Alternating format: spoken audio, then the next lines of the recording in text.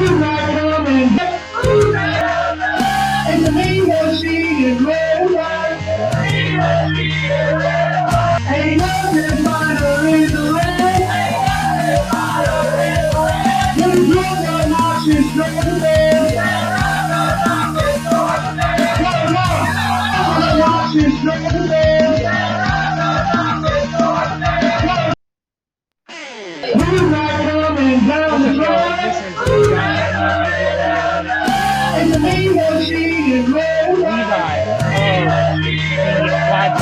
the Lite podcast with us to talk about the Iowa State Cyclones before their game against Kansas State in Dublin as the crown jewel of week 0.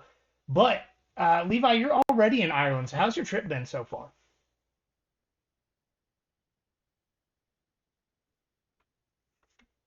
Oh, am I muted? What's up, y'all? This is John, and Mike will be joining me in just a minute. But we have Levi with the Wide Right and Natty Lite podcast on to talk to us about the Iowa State Cyclones before the game against Kansas State in Dublin as the crown jewel of week 0. But before we get into all that, Levi, you're already in Ireland. How's your trip been? It's been good so far. We got here early Sunday morning, about 6:30 in the morning, and so it's about 11 o'clock now, Wednesday night. But it's been pretty good. We started off, took a train over to Galway. We were there for a couple nights, and then we've been over here in the Southwest and County Kerry for a couple nights, and then we'll be headed back north in a couple days to go drop our rental car off and head back to Dublin. So be a good time. Had a great trip so far, though. That's super cool. Um, so we're just gonna go ahead and jump right into it because week 0, big conference ranked matchup, a lot to talk about. We're gonna do a quick recap on Iowa State's 2024. They did go 11-3 overall, 7-3 in the Big 12. And had it not been for late season losses against Texas Tech by 1 and then Kansas, the Cyclones probably would have been a playoff team regardless of how that Big 12 title game turned out. And then they had the joy of beating Miami in the Pop-Tarts Bowl. Do you remember what flavor they chose of Pop-Tart? I think they chose brown sugar, but it's tough to remember. I think they chose the brown sugar Pop-Tart. As long as it was frosted, that's okay. Yeah, unfrosted Pop-Tarts are chaos. Yeah, I don't. Why those are still sold, I will never understand. I will. So I will confess, I have tried unfrosted Pop-Tarts, and they're acceptable. They're not as good as frosted, but like they're not as dry and horrible as you'd think they would be. But I mean, if you're given the option of an unfrosted Pop-Tart or a frosted Pop-Tart, I just can't really see the benefit to going unfrosted. Right, like they're The both loser of that game terrible should get for you. the loser of that game should get unfrosted Pop-Tarts for sure. The loser of that game is going to probably need a new football coach next year. Oof. Fair. So getting into 2025, we got Farmagedon in Dublin against Kansas State. The Cyhawk game against Iowa in week 2. Home games against Arizona, BYU, Arizona State, and Kansas. And then road games is that at Arkansas State? Am I reading that It right? is at Arkansas State. You are reading that correctly. Okay. They are heading to Jonesboro. The Red Wolves. Yes. Butch Jones's squad. I just, for somehow roping Iowa State into playing a game there, I hope y'all beat them like Oklahoma did. Well, I mean, we played them in Ames last year and won by like 50 or 60. It was kind of a massacre in Ames last year. They don't play a lick of defense there. It should be a fun up and down game, but I mean, if Iowa State's not winning by a couple touchdowns, something went wrong. And then we got games at Cincinnati, Colorado, TCU, and Oklahoma State. They do rank 56th in returning production. So one last kind of question about last year. I don't remember there being a lot of national preseason hype for Iowa State, being talked about in the playoff chance type way, and they ended up playing in the Big 12 title game against a team that should have made the semifinals if the refs knew what targeting was. So, what made the 2024 team special enough to hit the win total by over 4 games? There's a few answers to that. I mean, it helps when you have guys like Jaden Higgins and Jalen Noel line up at receiver. Two 2,000-yard receivers on the same team is usually a pretty good recipe for success on offense. But I mean, it's kind of remarkable what they were able to do. If you guys are you guys are in the SEC, so I don't expect you to necessarily pay attention to every little modicum of Iowa State football, but by the injuries on the defense were unlike anything I had ever seen in college football before. You are going into the first game missing one of your starters from back surgery. You lose your best linebacker to a broken leg in the first quarter of the first game. And by the time that Kansas game rolled around, you were playing your three linebackers were a third stringer, a fourth string walk on, and a fourth string true freshman. And you were missing both of your starting two defensive tackles. One of your safeties was told to medically redshirt before the season because his shoulders were so banged up. The other you're missing another safety and playing a freshman at safety. The other safety is now covering down, playing all over the place, trying to cover a freshman. And somehow they managed to duct tape that team together and win 11 games. I mean, so it was kind of a pretty remarkable, like story of just kind of keeping together, next man up. Every coach loves the phrase "next man up," but last season it couldn't have been more true. I mean, where it was. I mean, you're talking about the fourth string middle linebacker was a walk on redshirt freshman. Like, I mean, and he's going in and playing Big 12 snaps in October, and he's starting games in October on a Big 12 team. And it's being able to do that. And the defense took a step back for sure. That's going to happen when you're basically walking a scout team defense out there in October and November. That's going to happen. They're going to take a little bit of a step back, but they pieced it together well enough, and the offense was able to be really consistent, especially with those two receivers, Rocco Becht having a good season. You have all that together, and it's kind of I don't want to say it's a miracle, because it was the product of lots and lots of hard work and good recruiting and good player development and all that. So you don't want to say it's like a luck or a miracle or anything like that, because there's a lot of hard work that goes into it. But it is a pretty incredible job that they were able to do what they were able to do last year with all the injuries on both sides of the ball, frankly, because they lost their arguably Mackey Award type tight end and Ben Bramer early in the season as well. He had massive injury problems as well. All right, so kind of big picture about the game coming up on Saturday. Of course, we got Farmagedon in Dublin. As an SEC podcast, as a Georgia podcast primarily, if you look at Georgia's schedule, like you can count 5 or 6 rivalry games, depending on where you're at in the state as your biggest rival. But for Iowa State, where does K-State fall in terms of rivalry games for the Cyclones? Oh, it's way up there for sure. I mean, depending on who you talk to, it's either going to be Kansas State or Iowa, and then the other one would be second place, then probably Missouri, then probably Nebraska after that. I would say for most people, Kansas State is either one or two. Part of it's because they're an in-conference rival. It is the longest uninterrupted rivalry game in college football at like 126 years, I think, which unfortunately is going to come to an end after this season because for whatever reason, the Big 12 decided not to protect this rivalry. That's ridiculous. They're just letting it die.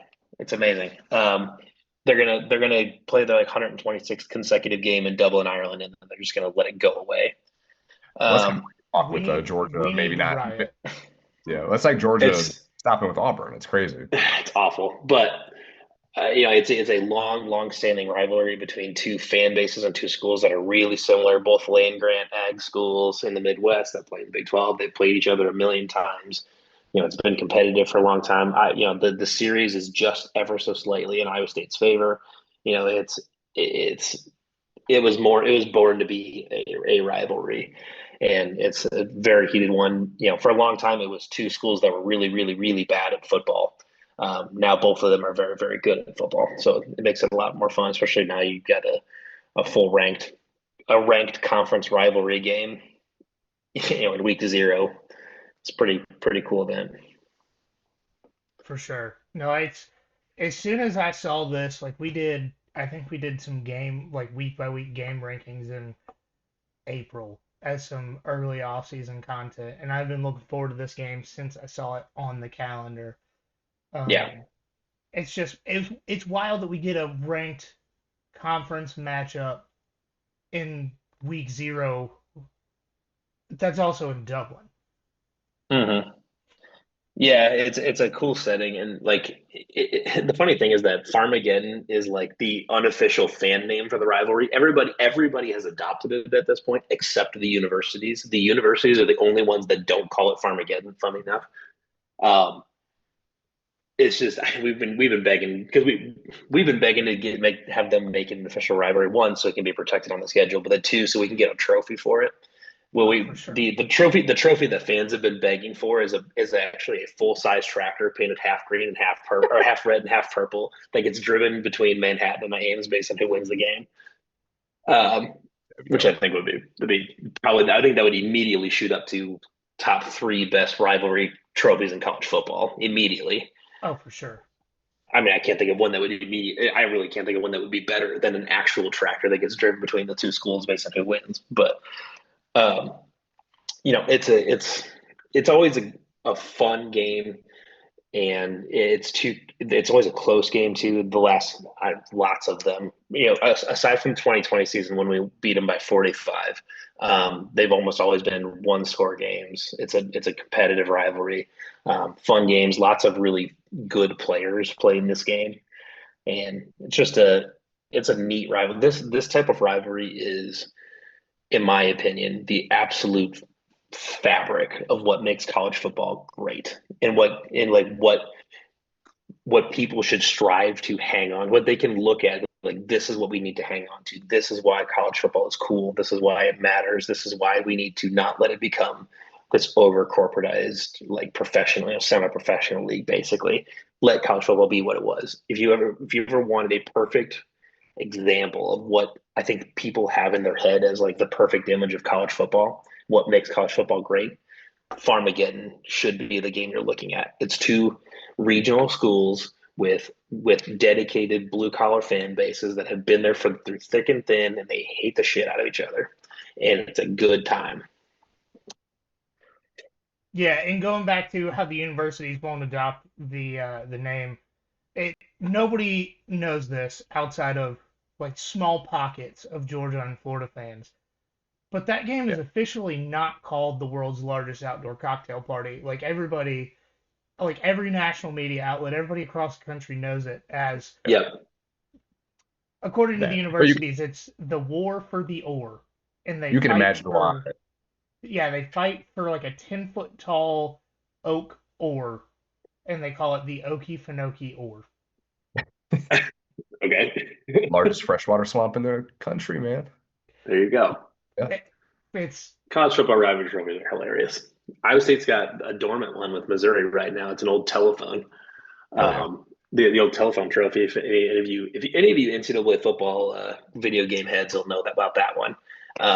But that was a funny one because I think the story goes back. I want to say it's in the '60s. They were playing down in Columbia, and during the game, at some point, one of the coaches on both teams realized that the phones that they had that were going from the sideline up to the booth to their coordinators, that the wires had gotten crossed and they could hear each other on the sideline.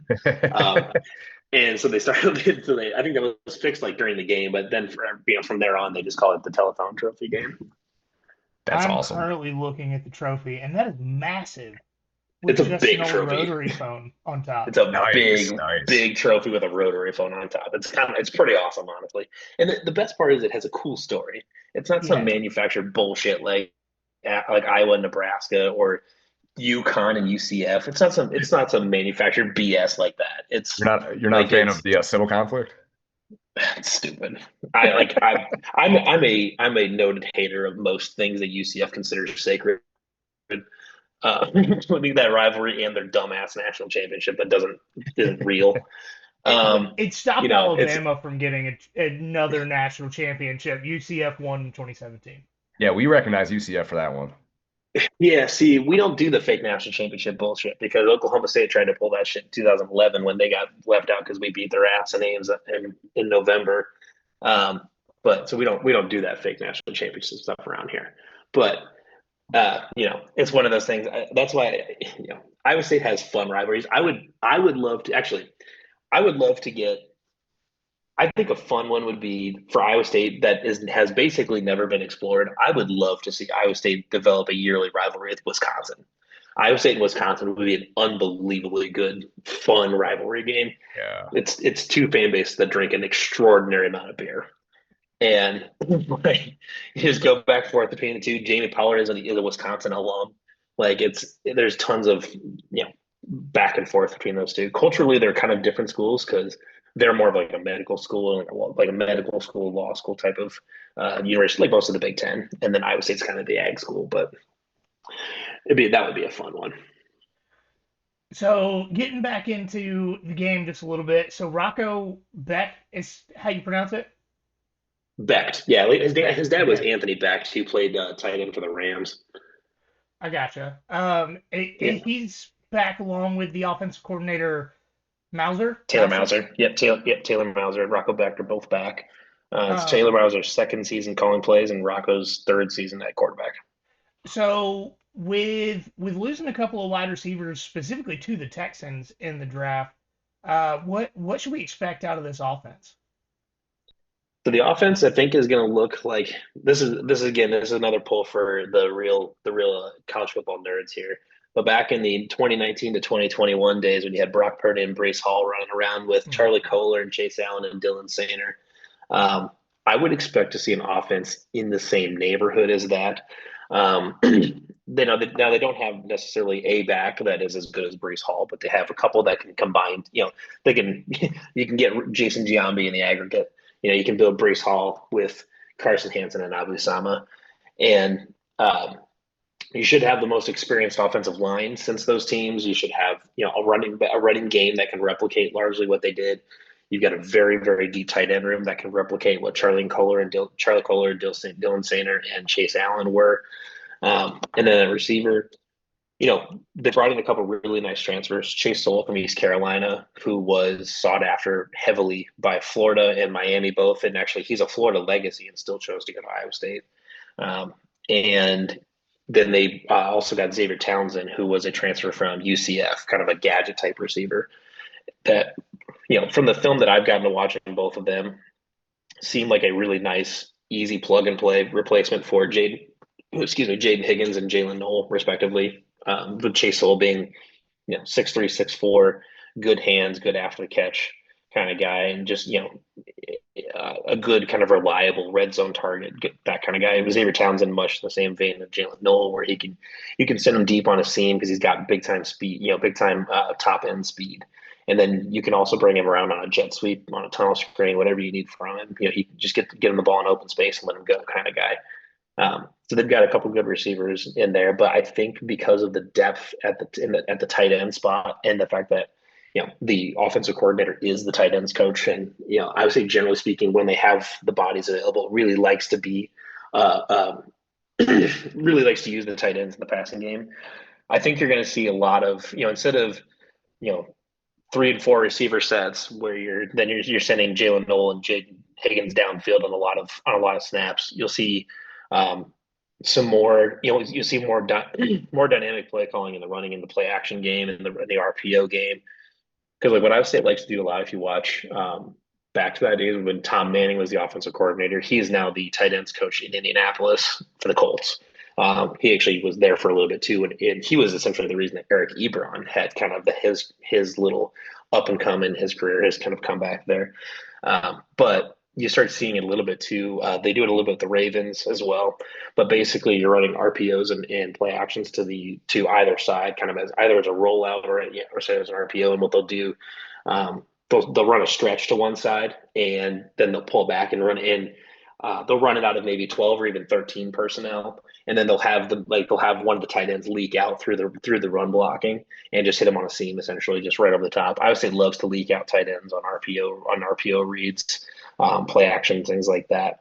So they'll use a lot of that kind of stuff. So it won't be as I don't think it'll be as wide open and vertical as it was last year, but I expect it to be a pretty dynamic offense, kind of within what it wants to do.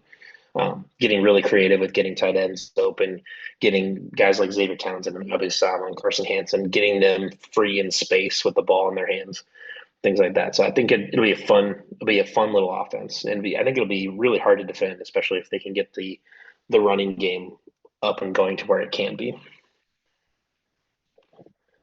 Mike, you're muted. Yeah, had babies screaming in the background. That brings us to our next question, though. With returning their top two rushers from 2024, how do you think the Cyclones will improve on their 70th overall rushing offense? And then how do you think they're going to do against K-State?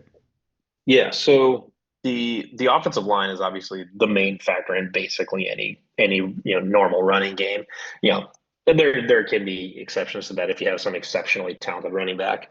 Brees Hall is a great example. Dave Montgomery was a very good example who made a lot of hay out of nothing. But should be the most experienced offensive line we've had.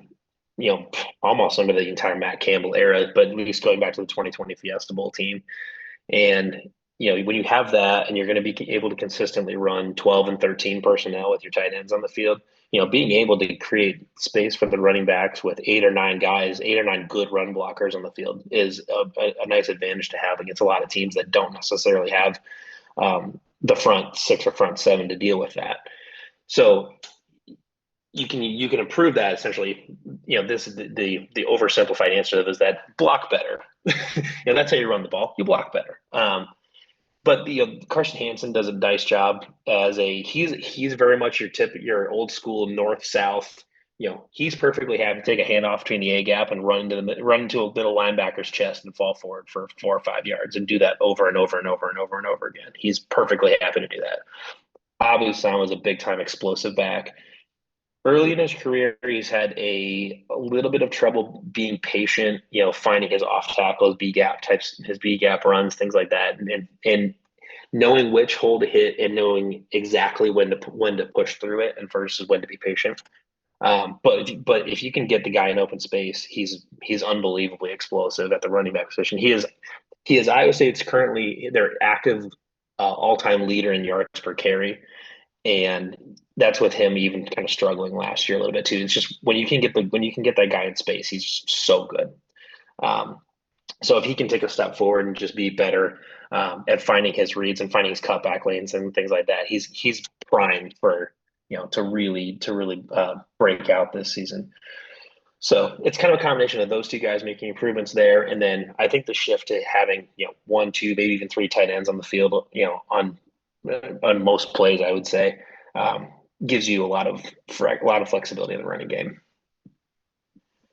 So, digging into the offensive line just a little bit more, as far as pass protection goes, they did really well last season, being 20th in sacks allowed. Are they able to keep that up this season? And how do they defend against Kansas State's really good getting after the quarterback defensive front? Yeah. Oh, I guess that's the other part of that question I forgot to answer was that how do I think I should do against Kansas State? So Kansas State has a very good defensive front, as you just said. Their defensive line's good. Their linebackers are very, very, very experienced. So it'll be tough sledding, but the passing game can help open that stuff up and get linebackers away from the line of scrimmage. As far as pass protection goes, again, this is a very experienced line. Matt Campbell's teams, generally speaking, do a fairly good job of keeping the quarterback off the grass. And it's partly offensive line play, but it's also partly by design too. It's setting up your offense in a way that allows the quarterback to get the ball out of their hands fairly quickly. Whether it's handing off or it's getting it to to the tight end or receiver, whatever it is, it's the whole offense is designed in a way that really protects your quarterback and gives them the best chance to succeed and not have to deal so much. If your offensive line isn't the best pass protection unit, you can, any team is capable of doing that. As if you don't have a great offensive line, you scheme around it. You get quick passes out. You run tunnel screens, things like that, things that just get the ball out of the pocket as fast as you can. And I would say it's generally speaking very good at that. But this line should be, like I said, this line I think should be the best pass blocking unit we've seen for a while.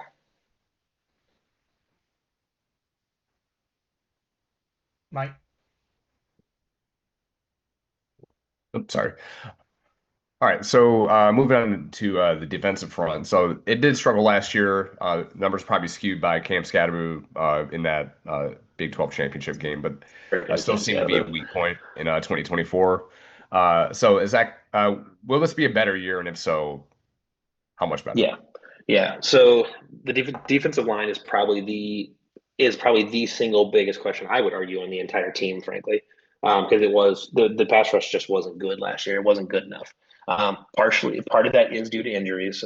Caleb Bacon going down early in the year. He was supposed to be your elite edge rusher, but him going down early in the year with that broken leg hurts quite a bit. Your best pass rusher right now, last year and right now, is Dominique Orange at the nose tackle spot, which is good to have a really elite pass rusher at the nose tackle spot. But the most productive guys are going to be on the edge or your outside linebackers that can be a stand up edge rusher. So right now, I would say it's facing the predicament right now of trying to find who's going to be those guys on the edge. The starters for Kansas State, or at least the depth chart, shows two deep. They have on one side they've got two transfers, Tamatoa McDonough from Yale, and then Vontrell Malone from Tulsa. Both guys have come in and apparently had very good camps.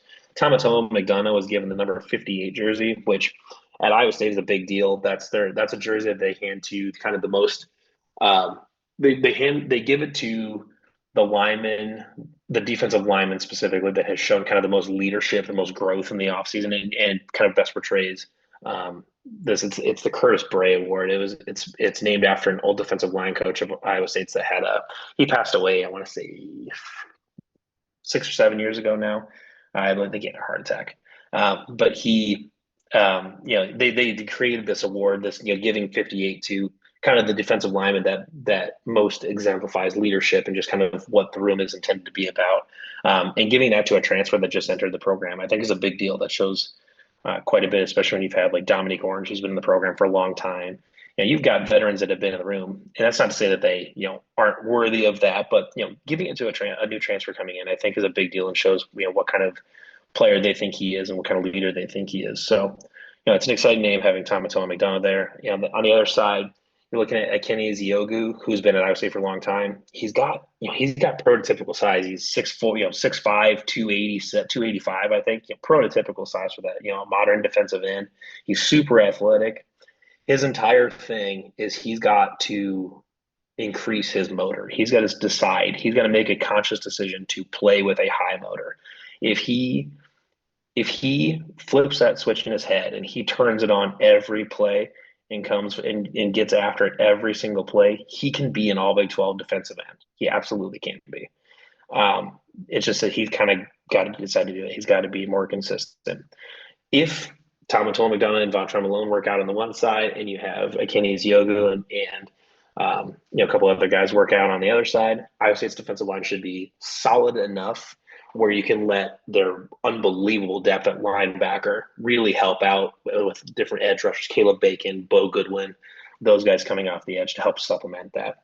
And Iowa State's defensive scheme with a 3-3 stack is not necessarily built to be this mega sack machine or anything like that. So, frankly, a lot of the sacks are more like coverage sacks, but they haven't had a really good plus pass rush since Will McDonald left and went to the NFL. And now he's carving himself out a nice spot with the Jets too. But they haven't really had a really solid pass rush since he left. So I think this is a decent chance. And I think if they can put together a good pass rush, that will bring Iowa State's defense back into, we're talking like top 15, top 10 defense nationally type territory where we have typically seen Iowa State's defenses in the Matt Campbell era.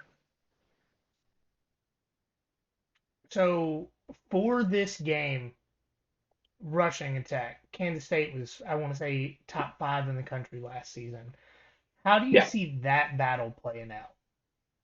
Well, they're always a good running team. That's their whole bit. They have been since they were Bill Snyder was coach. Even way back then when you had Colin Klein, being a Heisman contender, with doing his thing. Avery Johnson's a good runner. They did lose. They did lose DJ Giddens to graduation, but they've got a few good running backs there. They brought in a transfer as well. Avery Johnson's legs are obviously something you had to keep an eye on. It's arguably the best part of his game. It's kind of one of those things for Iowa State is you just keep Kansas State bottled up and make them get impatient and make them start throwing make Avery Johnson start throwing the ball. Because when he does that, he has a tendency to turn it over a lot. He is a turnover machine when he is asked to throw the ball. And when you have a linebacker group and secondary as good as Iowa State's is, if you can get Avery Johnson to start throwing into the middle of that, Iowa State's going to, our Cyclones are really going to like their chances next, on Saturday if they can make Kansas State throw the ball. So Iowa State secondary, they're the best in the country last season, or among the best in the country last season. Yeah. Are they able to keep up that production close to this year? And how well do you think sophomore quarterback Avery Johnson is going to do against the secondary? So, I mean, I believe the secondary will once again be, I think the best in the Big 12, one of the best in the country last year. Here's a fun stat for you guys. So Jontez Williams is kind of the star returning corner. He was one of the best in college football last year. Do you know what passer rating he allowed when he was targeted last year? 19. Jeez. Do you know how good 19 is as far as allowed passer rating goes? 39 is your passer rating if you throw the ball directly into the ground every single play. It was actually better to throw the ball into the ground it was better to spike the ball every single play than it would be to throw at Jontez Williams. That's how good he was last season. He had an interception in 4 straight games. Could have had a 5th one, but he actually did catch a 5th one, but it was ruled back for a defensive penalty or something like that. But he's the best returning corner in the Big 12. There might be one in college football someplace that is, there with him or a little ahead of him, but I'm not taking him for my money.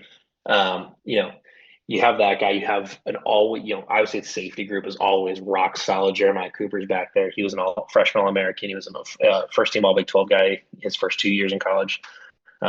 Struggled a little bit last year, but I think that was partially due to the linebacker injuries and him having to come forward a little bit and cover their responsibilities and really kind of play out of position last year.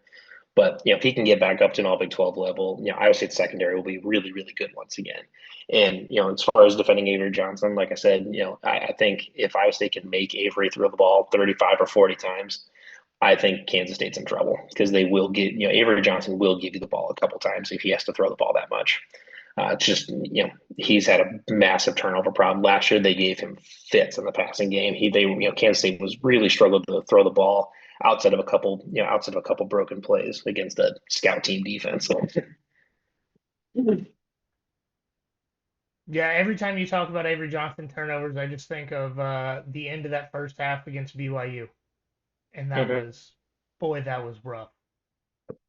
And on a coverage side, they were on the 20 as like 18-yard line or something like that, and they chased him around. He ended up running back into his own end zone and then taking an intentional grounding penalty in his own end zone. Just mind-bogglingly dumb stuff like that. They've given him lots and lots of problems, and I think they will continue to do that. So if you had to pick out 1 or 2 defensive players, who is going to be the biggest part of this game? For Iowa State? Yes. So I think you have to start with Dominique Orange on nose tackle spot. In most games that Iowa State plays this year, he will be the best individual football player in the stadium. He is an absolute game wrecker from the nose tackle. If anyone listening to this podcast in the SEC and the Georgia fans, whatever, if you don't know who Dominique Orange is, you should know who he is, and you'll be wanting to pay attention to Iowa State's nose tackle on Saturday. He is a monster in the middle. He started his career playing at about 380 pounds. He was really, really good, really fast, just couldn't play enough. He just didn't have the endurance to play every snap. But he's down to about 320 pounds now. And he's, it's 320 pounds of more muscle than he had when he was 380. And now he can play most snaps. He is a game wrecker from the middle. And I think if you can have that to blow up the running game, the interior running game for Kansas State, That makes it a lot harder because that forces them to spill their running game out to the outside, which is exactly where John Haycock's defense wants them, because the 3-3 stack is essentially designed to take the running game, clog up the middle, and force it to the outside and spill it to the boundaries where the safeties can come down and make the tackles. Which is why if you look at Iowa State's defensive tackle sheet, you're almost always going to see a safety or two at the top. You're going to see safeties at the top of the tackle sheet because that's where the running game is designed to spill it to the outside where the safeties can come down and make hits. So if Dominique Orange can clog up that middle, force a double team or a triple team even in some cases, and really clog up the middle, that it's going to make Kansas State's running game a much more. It's going to give them a much more difficult game ahead of them. I would also take a look at Caleb Bacon. He was supposed to be kind of the star linebacker coming into last year. Broke his leg in the first quarter of the first game, unfortunately, but he's back. He's back on 100%. And this guy, I tell you, we haven't seen him since 2023. But I tell you, he is a I would argue a borderline All-American caliber edge rusher as an outside linebacker. I mean, full on, like, I think he will, on a single season basis, could keep pace with like what Von Miller did at Texas A&M. Like, he is that good. He'll be one to keep an eye on there on the edge. So look at Dominic Orange in the middle, Caleb Bacon off the edge. If you want a free bonus guy, Jeremiah Cooper in the back end, the safety, number 4. He's a nice player. He obviously likes to use him a lot. Like, if you remember how like LSU used to use Tyrann Mathieu, where they would just throw him all over the field and just tell him to go just find the ball, make a play, get the ball back. That's what they do with Jeremiah Cooper. So, just a lot of fun players on that defense. Mike, so Dominique Orange, something that we're very interested in. He's a college football player with a receding hairline, so he's elite.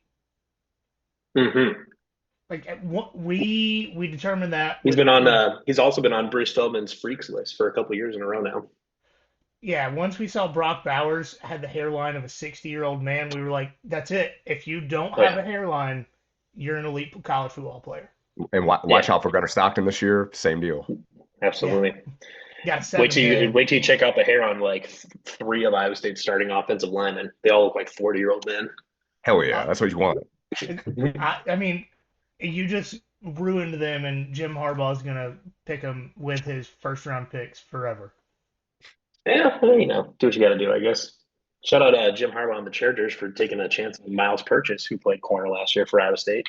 Had a big play in a preseason game where he basically just ripped the ball from the receiver and picked it in as a quote-unquote interception. But all right, glad you know where we're at. I was looking at pictures of Dominique Orange and forgot where we were. All right, so FanDuel Sportsbook has Iowa State's win total at 7.5. So which side are we putting the mortgage on? Over or under 7.5? Over. Okay. Put it this way. So Iowa State's got a harder schedule than they did last year, but basically all of their hard games are at home. You get BYU at home. You get Arizona State at home. You get Iowa at home. You're playing Kansas State at a neutral site, not at Kansas State. You're playing, you're away. You're getting Arizona at home, which should be, a fairly clean W. You do have to go to TCU, which is going to be a tough one. You get Kansas at home. You do have to go to Oklahoma State. I don't think Oklahoma State's going to be any good. You have to go to Colorado. Who knows what they're going to be? I would think by then they might still be trying to figure it out. And I don't like the idea of them having to take a brand new, a brand new QB and play against John Haycock's secondary. That doesn't seem like a great bet. So for Iowa State's schedule being more difficult, they got a really nice home schedule, and the away schedule is very manageable. So I hit the over for sure. Love it. Awesome. We're gonna ask you to straight up pick some games with us. This week it's really just all of the week 0 games. But so we're gonna give the spread and the over under for context, just asking for straight up picks.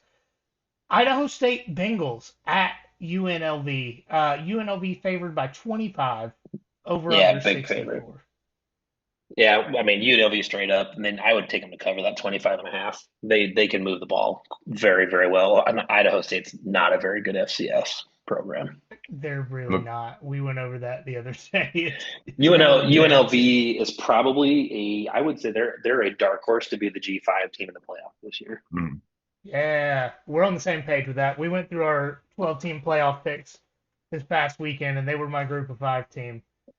Um, so we got Fresno State at Kansas, another Big 12 opponent here. Kansas 13.5 point favorite, over under 50.5.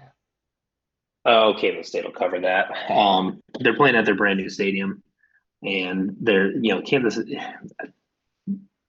is a very difficult offense to deal with. It's tons of misdirection. It's Andy Kolonecki's offense basically that they're still running, and it's just a really difficult offense to deal with. And so they're going to be breaking into new players, but I just really don't think Fresno State's got the firepower for it. And we got the Sam Houston Bearcats at the Western Kentucky Hilltoppers in the matchup of imaginary mascots. Yeah. Western Kentucky 10.5 point favorite, over under 60.5. Are they at Western Kentucky? Yes, in Bowling Green. Yeah, give me the Hilltoppers on that one. I just think Sam Houston State's another year or two from being able to be really competitive in the G5. And the last one, kind of surprising line for this, Stanford at Hawaii, and Hawaii is a 2 point favorite, over under 52. I don't think that should be frankly, I don't know if that should be a surprise. Stanford's just bad. They're really bad. And I don't think they're going to get better anytime soon unless Andrew Luck's got some magic in those hands. Because unfortunately, that administration just doesn't give a shit about football. But give me Hawaii to cover that and win that game. And then the last one, very last, Iowa State and Kansas State in Dublin. Kansas State's favored by 3.5, over under 49.5. I think I'd be inclined to take the over. Yeah, actually, that's a tough 49.5. I want to That feels about say the right. last three games in Dublin have hit the under. Yeah, I just think right now, though, I'm going to say the under because I think the defenses are a lot more solidified. The offenses both have some pieces they got to get figured out. There's no shot I'm taking Kansas State. I'm obviously taking Iowa State for this, especially because there are a few things in this world that Chris Conlon loves to do more than get his ass beat by Matt Campbell. So we're going to go ahead and we're going to take Iowa State. Let's go. Let's 28-17. 28-17. Okay. Ooh, that's a big win there. I like it. Kansas State fans can get shit on. I'm gonna talk. If we win by that score, I'm gonna talk so much noise at the bars in Dublin. You have no idea. So I think Mike had a couple questions about the Dublin experience. Yeah. So, I missed the first part when you guys started talking, but what are the locals feeling on this? Is there a lean on this game, or do they even know what game's going on?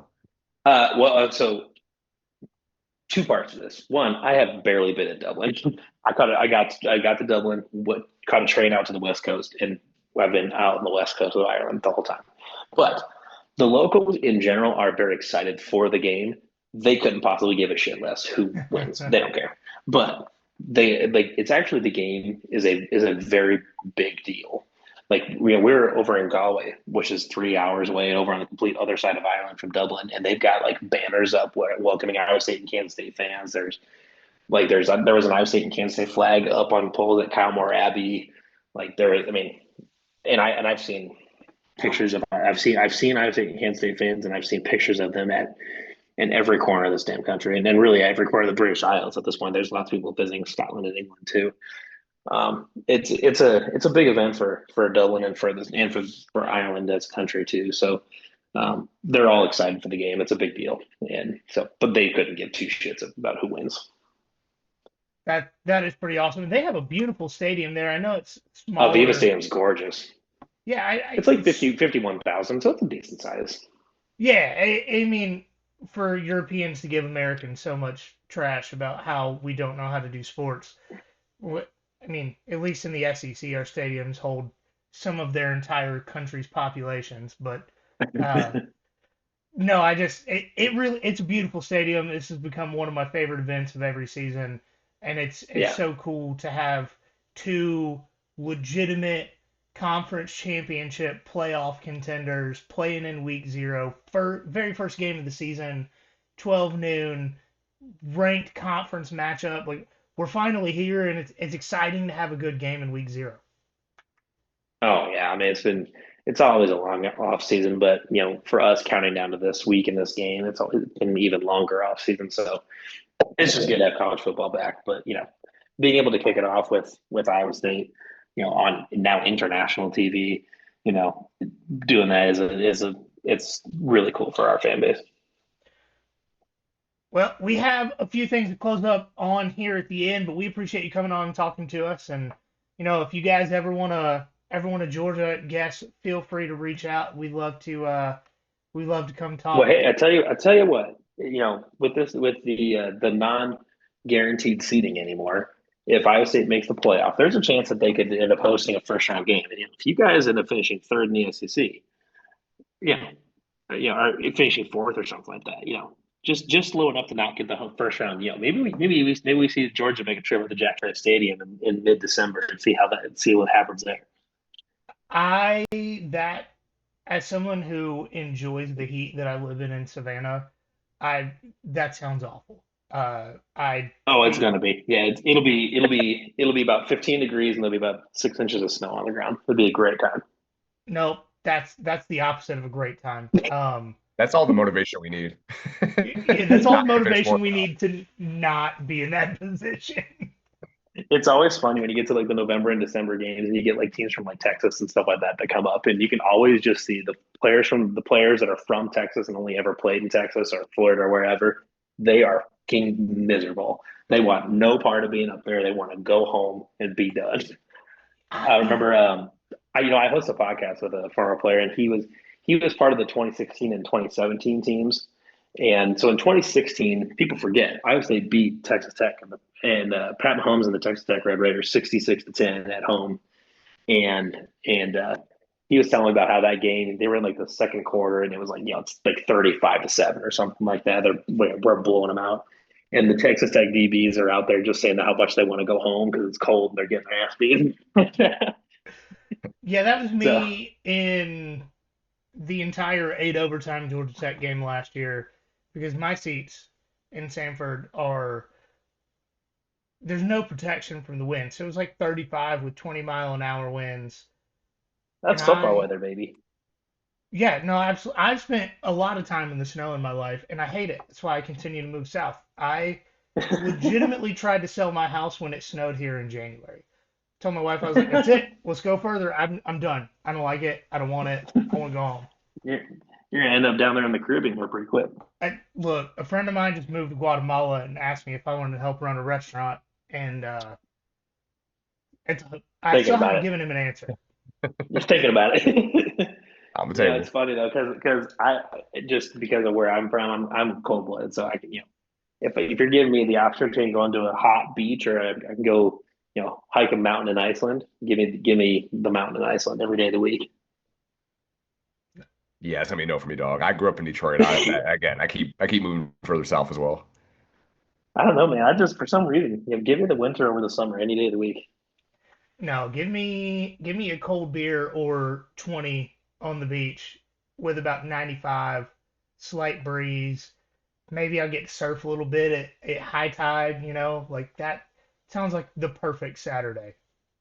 No, the perfect Saturday is about mid-October, Ames, Iowa, high of about 55 degrees. You Well, got shorts well, and if you got football's an shorts and a hoodie. option, that's the answer, right? Like Yeah. so Well, I mean, it's short. It's the leaves are changing. All the trees are pretty colors, and you got all the grill. You got the grills are going.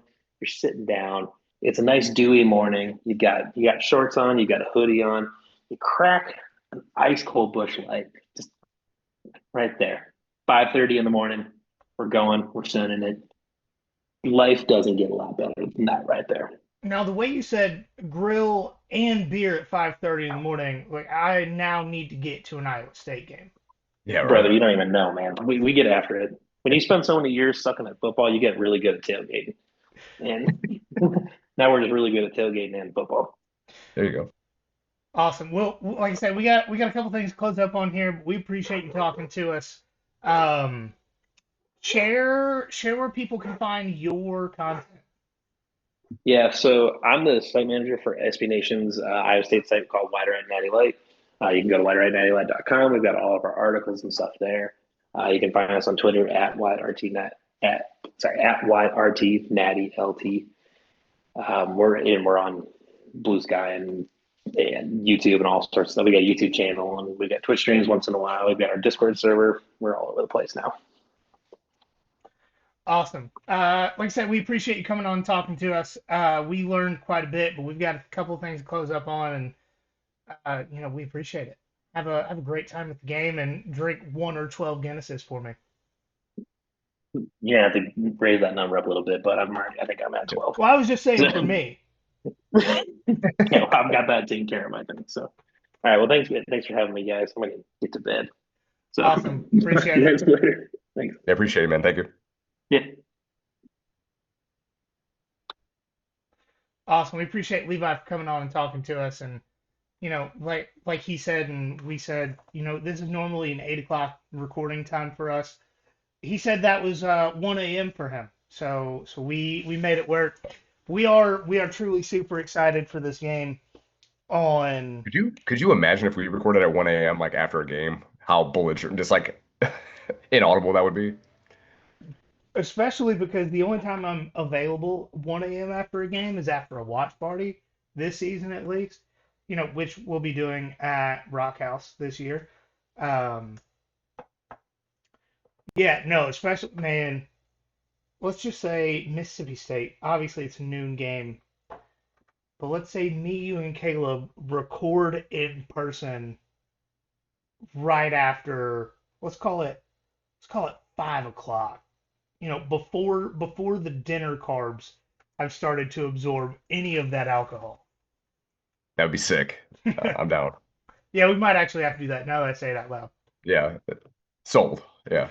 Um, but yeah, no, that was super cool of him to come on and talk to us, and just hearing about his experience. He's, fly to Dublin, get on the train to Galway, drive from Galway to like around. If you pull up a map, Galway's kind of like in a bay, or almost like a Scandinavian fjord. How the west side of Ireland have like the fingers come out, and Galway's here, and he drove to here to stay for a little while. That's super cool, super Yeah. cool. I doubt Georgia will ever play a game in Dublin, but if they do, trip of a lifetime.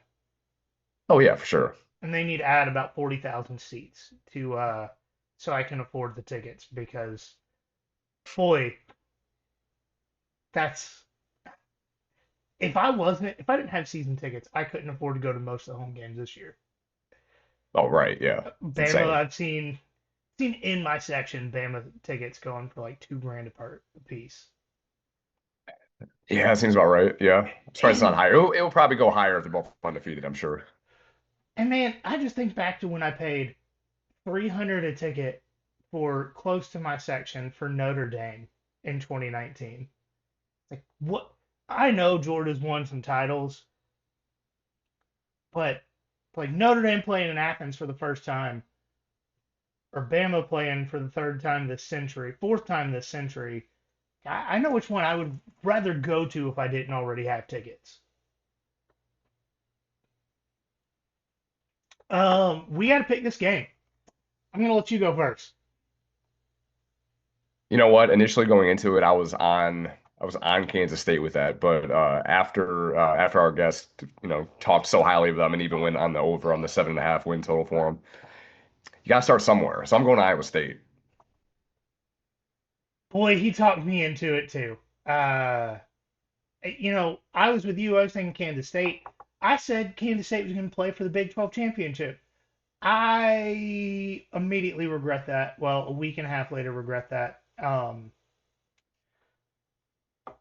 Mainly because he's right. Avery Johnson does like to throw the ball to the other team, and Iowa State was really good taking the ball from the other team last year. And I think that in itself is going to be the deciding factor in this game. I think Iowa State wins outright. And man, I'd love to see a higher scoring game than 49 and a Right. half.